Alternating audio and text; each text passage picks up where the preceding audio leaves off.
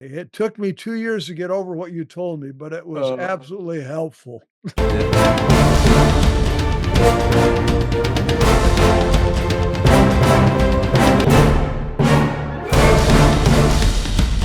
Do writers have a hard time with criticism and feedback, or what do you find there?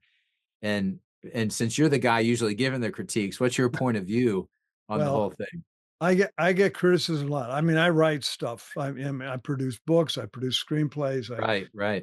I've done films and stuff, and, and there's always criticism. Um, I did one film one time that didn't have any explicit sex in it, but it had a scene where they were talking about stuff, and I purposely gave it an R-rated. It didn't go through the Academy R rating, motion picture uh, theater Yeah, owners thing or anything MPAA, like that. right. Yeah, it Yeah. didn't go through that. But I warned people, and we advertised. We had a theatrical premiere, and I warned people. I says, "Come, tickets are only $5, and here's what it's about." And I gave it this warning. And one man from a Catholic church nearby brought his young daughters, and I was wondering, and he in an email he let me have it, and I said, I warned you, what. Right. So I didn't feel bad about that. I felt bad that he was misled, or he just figured that, well, you're a Catholic and you're R inviting Catholics, so I just assumed that Yeah, it would yeah, be sanitized. yeah, yeah. Um, Bad assumption, but anyhow. Yeah, So no, that's right. so I've had my fair share. I've had a lot, Right. and it always hurt. I always feel humbled, and when I get it, and so I'm really careful about how I give it out. But and sometimes it's happened where I give out criticism, and I'll be really frank, and I'll never hear from the person for like 2 years. And 3 years later, they'll say, "It took me 2 years to get over what you told me, but it was Uh, absolutely helpful." yeah, yeah, So, yeah. Oh, so man, well, like, to that to the point of, like, just the taking of the critiques and, how much time you can really save and, oh, and yeah. like, getting in the right frame of mind to receive it. Yeah, Um, you have. I know a guy who's an acquaintance,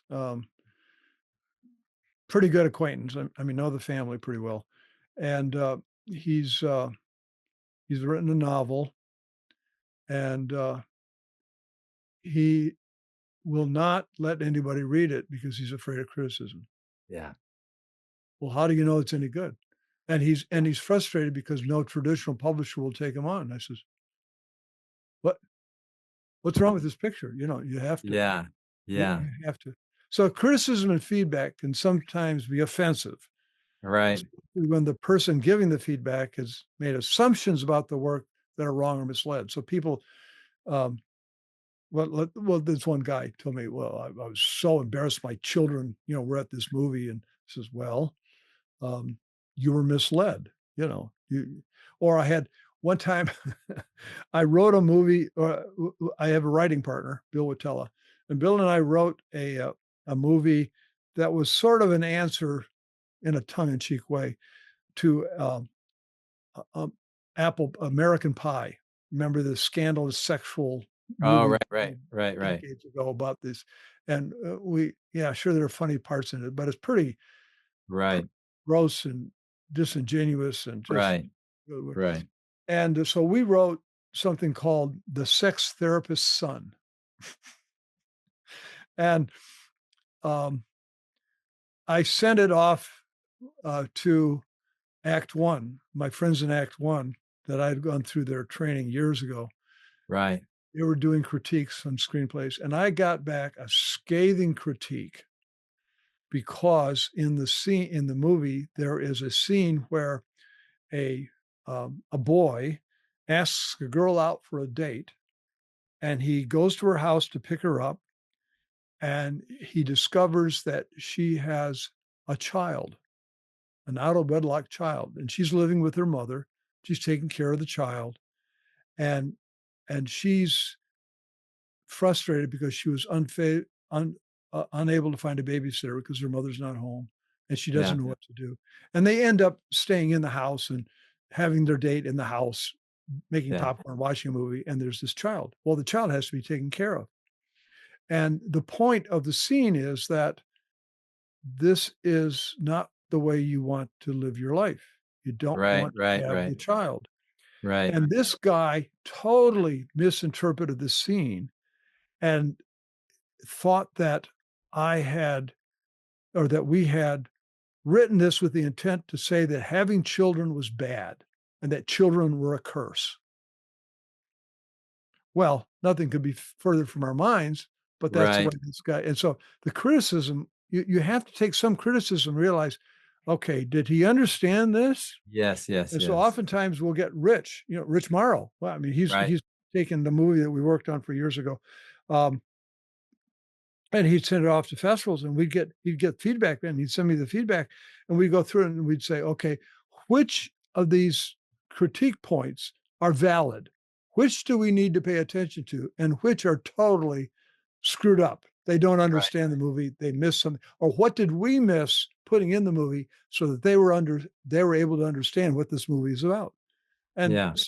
some readers just totally did not understand how um, a priest at Auschwitz could do what he did or say what he did or whatever. It was just really Right. strange. So No, right. we had to so you have to take criticism and you have to realize that there are things that people are going to say that you may not, that you may just be really offended at. Say, well, they didn't understand it. They're stupid people. I don't know. And then 4 days later, you say, gee, maybe I could change that scene a little bit so that criticism would go away. Yeah, yeah, In other words, the criticism was valid right. in a way that it came through the back door and we didn't expect it. Yeah, yeah, So yeah, depending on depending on how verbally astute the critic is, you may understand right away, or you may have to ask probing questions. That's why a lot of my um, story consulting anymore, my preferred way of doing this is not to write up coverage and just throw it back at them over the email and a transom, but to mhm, say, okay, I'm going to read this. I'm going to send you some comments, and then we're going to get on the phone and talk about this. And I'm going to ask you questions. And this is where the some of the earlier things I said come out. I said, well, they said, well, he was on a bus. That's why he said that. And I said, well, you didn't tell me he was on a bus. Last I uh, knew, he was sitting in his living room, you know. right. Oh, well, Uh, that's why conversation, you have to be humble. So if you're the writer and you're getting the criticism back, you have to be humble and ask the person, what didn't you understand? Okay, you didn't understand something, but this is what I was thinking. And Right, then the critic will say, well, because you didn't tell me, or, oh, I missed that. And right, sometimes it happens. I will say, what happened here? And they'll say, well, back in scene 3, I explained, and I'll go back and, oh, okay. I apologize. I did not read that scene very carefully. Another yeah, reason why you talk to people. yeah, Well, all yeah, feedback is important. If it doesn't help you clarify eventually the screenplay, and you don't have to, the criticism may be good, but you don't have to change the script. Rich wanted to change the script all the time. He says, no, no, don't change it. You're right. What you've written is fine. Don't change it. But he wanted to please the critic. uh, uh, I said, uh-huh, understand, you have to understand that people, when you give scripts to a reader in Hollywood and they come back with a criticism, you may you may need to realize that their day job is washing dishes at the restaurant. Okay. You got to yeah, realize that they are not the people that are going to make your movie. You know, yeah, they yeah, yeah, don't have money. Uh, yeah, I'm not a real fan, as you know, of sending scripts to festivals. And I said, send them to producers, send your log lines, send them to people that could actually help the movie get made. And I yeah. don't know of any competition where that is really true. or that happens. Okay, Yeah. another thing I'm saying is never defend what you wrote.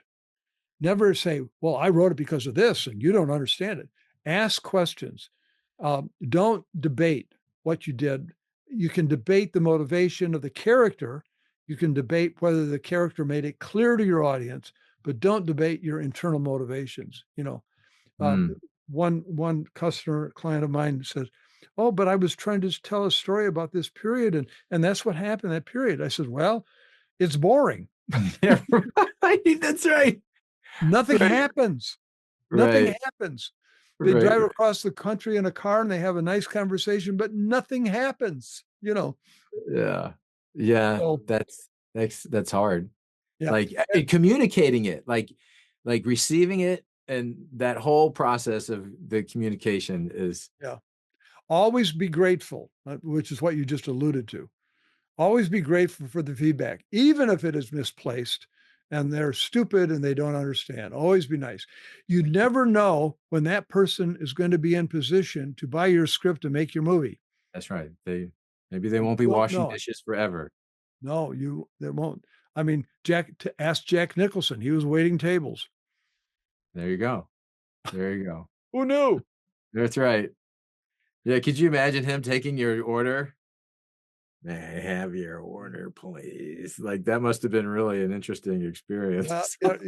don't you wish that you could see those times where the Y guy that had Jack Nicholson wait on him? y Don't you wish you could repeat that? yeah, yeah. Wow. Don't upset him too much, you Yeah. So, okay. No, that's good. That's good. I'll never forget, Stan, there was when we were working on that animation for Skiff and AJ, and, we were already in production, like, cruising along, and I was talking to you about something or whatever, and you were asking me about the story, um, and I was, like, trying to explain it, but, I didn't have my pitch down or anything like that, but you're listening, and, uh and there was, like, that part inside of me that was just like, "Oh, man, I don't know." I don't know if I wanna tell Stan too much. Like, it's alright, so late, and I'm just gonna destroy me, like, all these fears and, like, concerns, like, that I totally have made up in my mind, you Yeah, know? well, that too, yeah. Meanwhile, you're just, like, listening and, like, kind of, like, being that sage voice and listening, like, you said so much without saying anything. You Well, were listen, Brian, you have such a creative mind that listening to you is like reading every other line in a novel.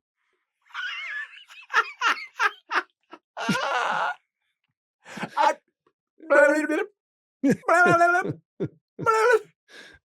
I Yeah, know, it's a problem. It's a yeah, problem. it's a problem. Yeah. Oh my gosh, I know, I think one of the best, pieces of advice you gave me was like, "Brian, find a writing partner." Like, find Yeah. like, get Well, someone who's gonna, like, pull you back down to earth, yeah, like, right. Yeah. put a staple gun. Don't move. Don't move on that thought. Just go Yeah, with that one. that's right. Yeah. Ah, that's good. We all have our Yeah, crosses. we all have our gifts and and the trick. I've worked with a lot of creative people like you. Uh-huh. And I mean, I told you the story about this artist we hired when I had a company and some employees, and I had a small art department of two people. Well, Yeah. originally I had an art department with only one guy, and this guy could draw anything in any medium. He was absolutely amazing. He Wow. could do, a rapidograph pen, a dot thing, and make it look like a photograph. He Wow. could do things on a computer. He could do things with chalk, any medium you want. He could just do any. He was amazing. Wow. But he couldn't fill out a time card, and he would always tell me, "Oh yeah, I can do that." And I said, "Well, how long would that take, Glenn?" And he said, "Oh, probably 4 hours." 16 hours later, he was only half done. Meanwhile, I had bid this for a Yeah. fixed price. Yeah, right. So we finally found a guy named Pete, not his real name. And Pete comes along and he wants a job as an artist. Pete could not draw to save his life. He just his art was horrible. Oh, But it occurred to me, talking to him, that he had a fabulous left brain. mm, His right brain didn't exist, but his left brain, I mean, uh, and so we put these 2 guys together in the room, and Pete did the budgets and the schedules, and he was always and he understood, the other the the other artist, guy, the and right he brain understood that if he said 4 hours, it was gonna take 23, guy, you know, right. and Yeah, it was a great combination. But you yeah, have to understand that people the most creative well, and look at the people in Hollywood, some of the people that are, uh oh, one of the things that Bob Hope have you seen the scene with Bob Hope and, the gangster guy? Um, who was uh, Muggs eh, Fit what was the gangster guy? Anyhow, one was a comedian, one was a gangster. That was their persona in movies. yeah, Guess what? They were both fabulous tap dancers. And there's a scene on YouTube. I always watch it. I never stop where they're at a banquet and they get on this long table in front of a bunch of guys and they do this tap dance routine on a table with each other, dueling uh, tap dancing. Bob Hope and wow. who is it? I Carrie's. I I'm sorry, I'm terrible at those names. Anyhow, it's just Yeah, everyone's got a talent and yeah, you gotta live with it. You gotta understand it. You gotta, yeah, yeah, you yeah. just gotta appreciate it. Yeah. No, that's true. It only took me about 10 years to learn to use a calendar. No, So, but I can believe that, Brian. yeah, I know. That's right, put it I'm down in your glad you learned to use a watch to come to date. Oh my goodness. Oh, that's so good. Imperfect human elements. Yeah, That's right. Yeah. I got plenty of it. So, okay, where were oh, we're talking about critiquing. That's what we were talking about. So, anything else we should talk about on critiquing? Well, Except no, probably not. That's enough. Just be just don't take appreciative, 3 years to respond. never defend, explain what you're doing and why, and try to learn what you didn't say or how to do it better. Yeah. Uh, Sometimes it's all there. I have edited, I don't know how many scripts clients have sent me where the plot and the character develop, everything's there except the grammar and the formatting is such. Grammar in a screenplay is important because we talk about formatting is important. Well, it's not just some sort of stale rules. The formatting of a screenplay tells you a lot about the characters and the flow of the story. Yeah. And so um, I have sometimes a couple times voluntarily, well, with Rich voluntarily, but I've edited scripts just to make them read right, you know. Mm, right, Um, right. so, you know, So they communicate well. They yeah, like yeah. they get the Communicate to people that know how to read scripts. And I've right. made the mistake too, Brian, of giving really well formatted scripts to people that have never read a script before, and they'll Yeah. hand it back and say, "Well, it's kind of hard to follow." Well, what does this mean? This POV. What does that mean? Right, right. You Yeah. know, and you've got in front of all these, you've got EXT period. What's that mean? Oh my goodness.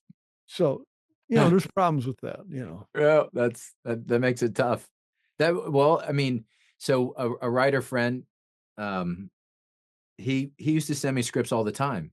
Like, I was like, "Man, this guy's writing a lot," and he's like, "I'm just trying to get the bad stories out." Like Yeah.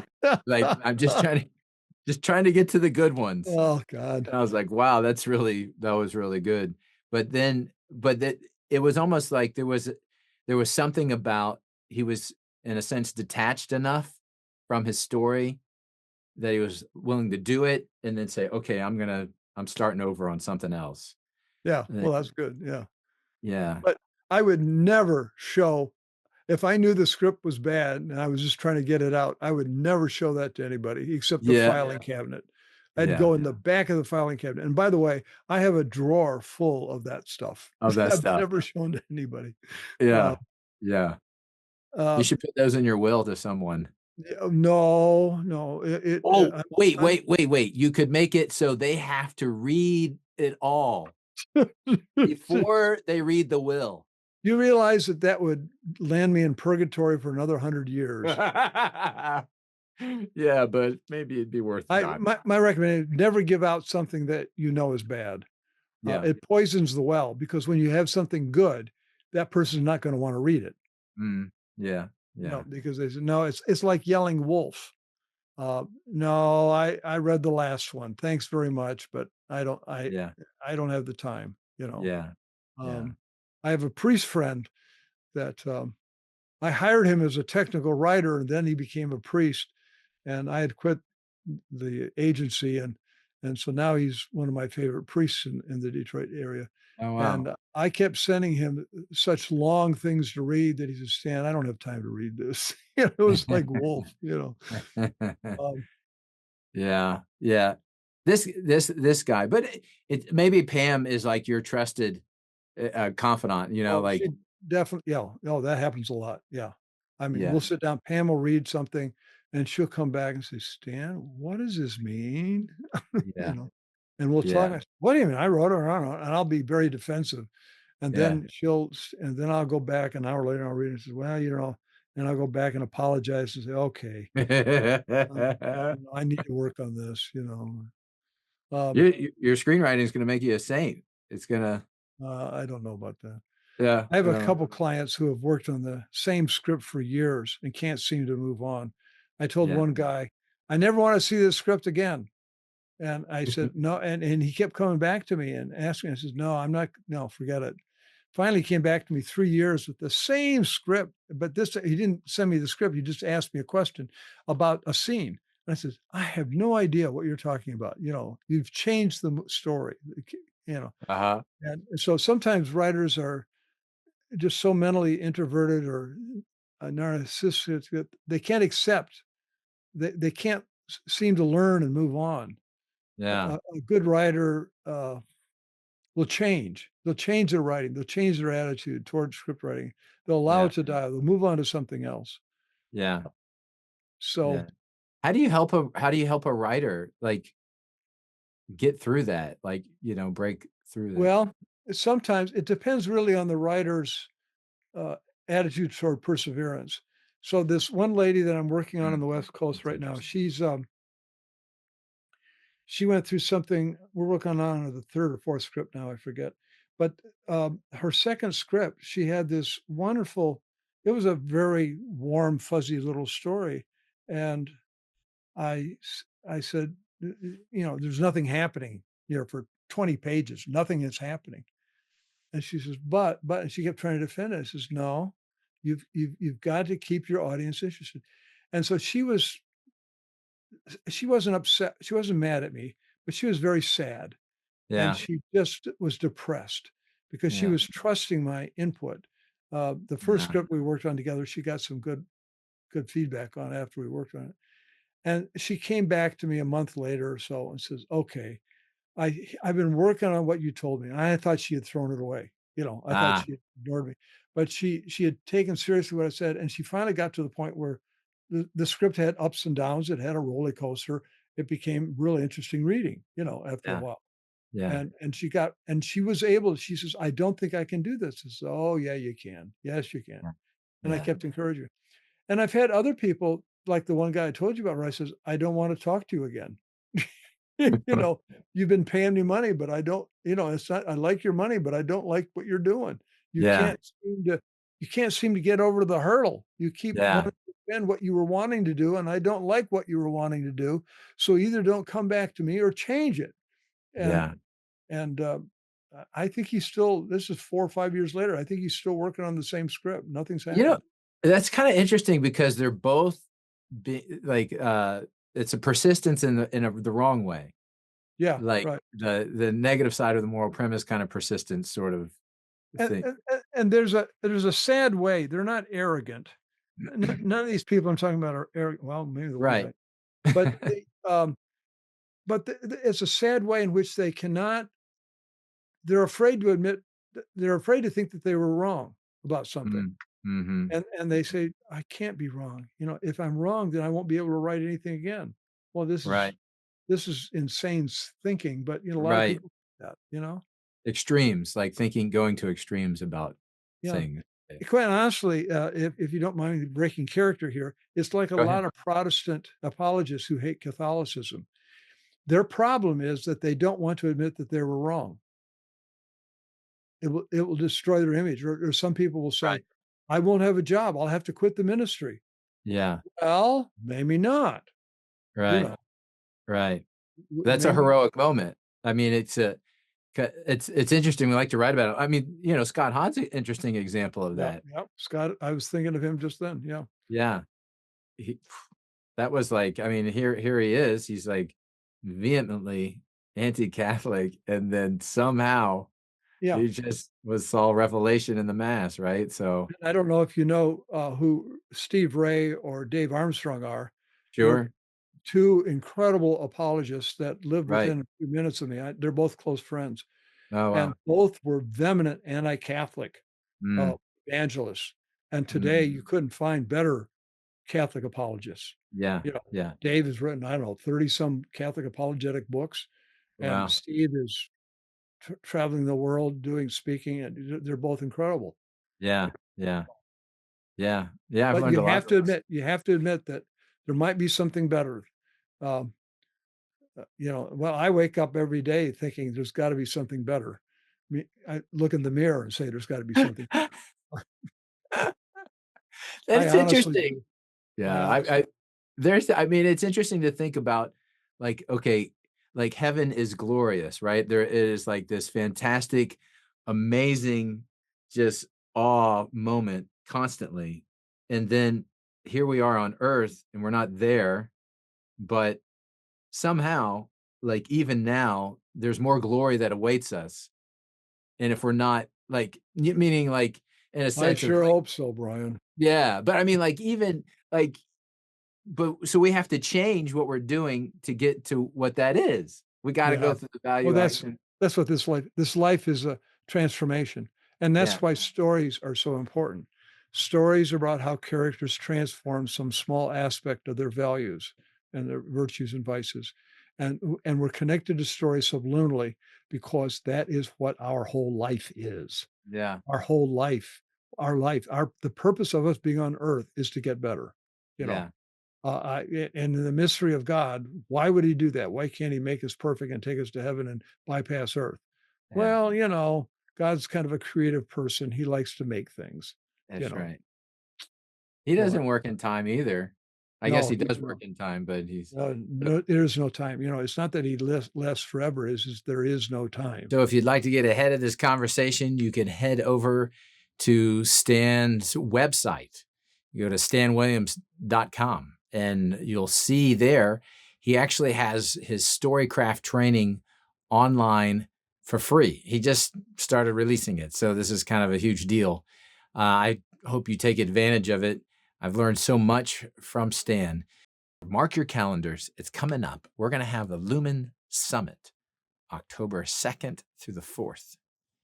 It's going to be in Florida, in Jacksonville.